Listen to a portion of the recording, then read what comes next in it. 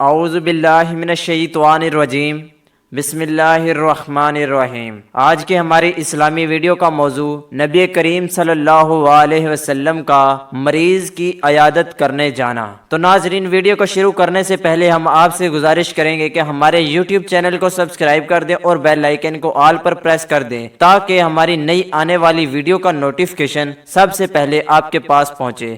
تو ناظرین، وقت کو ضائع کیے بغیر ہم ویڈیو کی طرف چلتے ہیں۔ حضرت عامر بن سعد رضی اللہ تعالی عنہ اپنے باپ سے روایت کرتے ہیں کہ میرے باپ نے بتایا کہ رسول صلی اللہ علیہ وسلم نے حجۃ الوداع میں میری عیادت کی، جبکہ میں ایک ایسے درد میں مبتلا تھا کہ بظاہر یہ محسوس ہو رہا تھا کہ میں موت کے کنارے پر ہوں۔ میں نے عرض کیا، یا رسول اللہ صلی اللہ علیہ وسلم، مجھے جو تکلیف پہنچ چکی ہے وہ تو آپ دیکھ ہی رہے ہیں۔ میں کثیر مال کا مالک ہوں، سوائے میری ایک بیٹی کے میرا کوئی وارث نہیں۔ کیا میں اپنے مال کا 2/3 صدقہ کر دوں؟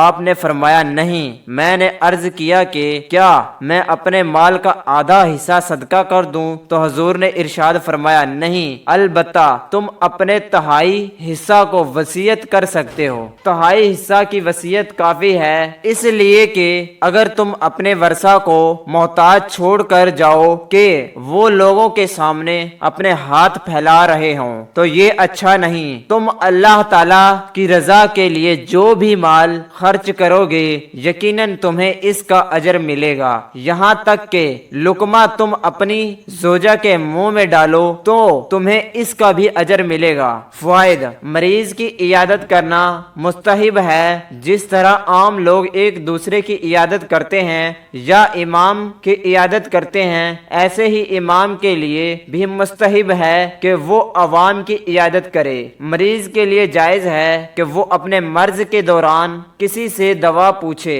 یا نیک آدمی کو دعا کرنے کا متعلق کہے یا کسی کو اپنے 1/3 مال میں وصیت کرے یا کوئی اپنے حال کے مطابق مسئلہ پوچھے، لیکن مرض سے تنگ ہو کر کسی کے سامنے شکایت کے طور پر ذکر کرنا، پریشانی کا اظہار کرنا منع ہے، کیونکہ اس سے وہ ثواب ضائع ہو جاتا ہے جو مرض کی وجہ سے حاصل ہوتا ہے۔ حدیث پاک میں صلہ رحمی کرنے، قریبی رشتہ داروں پر احسان کرنے اور ورثہ پر شفقت کرنے پر برا نگہتہ کیا گیا ہے۔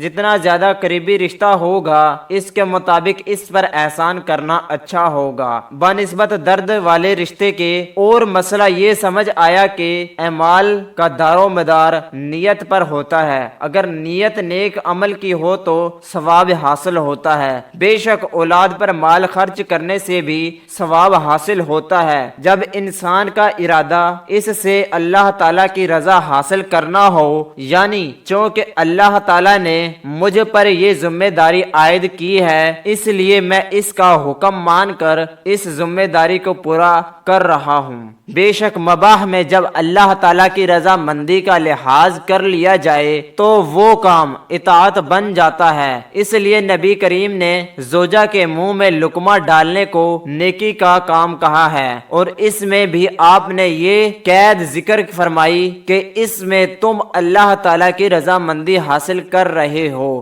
نتیجہ یہ واضح ہوا کہ جب انسان کوئی مباح کا کام اللہ کی رضا کے لیے کرے تو وہ طاعت ہو جاتا ہے اور اس سے ثواب حاصل ہوتا ہے، یہاں تک کہ اللہ تعالیٰ کی عبادت کی غرض سے کھانا تناول کرنا اور آرام کرنے کے لیے سونا بھی عبادت ہے، جبکہ اس کی نیت یہ ہو کہ مجھے اس کھانے اور سونے سے توانائی اور چستی حاصل ہوگی جس سے میں عبادت اچھی ادا کر سکوں گا۔ اسی طرح حرام سے اپنے آپ کو بچانے اور اپنی نظر کو بچانے کی غرض سے اپنی زوجہ سے جمع کرنا بھی مستحب ہے۔ تو ناظرین، اللہ پاک ہم کو اچھے اچھے کام کرنے کی توفیق نصیب فرمائے، آمین ثم آمین۔ تو ناظرین، جس بھائی نے ہمارے یوٹیوب چینل کو سبسکرائب نہیں کیا وہ جلدی سے ہمارے یوٹیوب چینل کو سبسکرائب کر دے اور بیل آئیکن پر آل پریس کر دے تاکہ ہماری نئی ویڈیو کا نوٹیفیکیشن سب سے پہلے آپ کے پاس پہنچے۔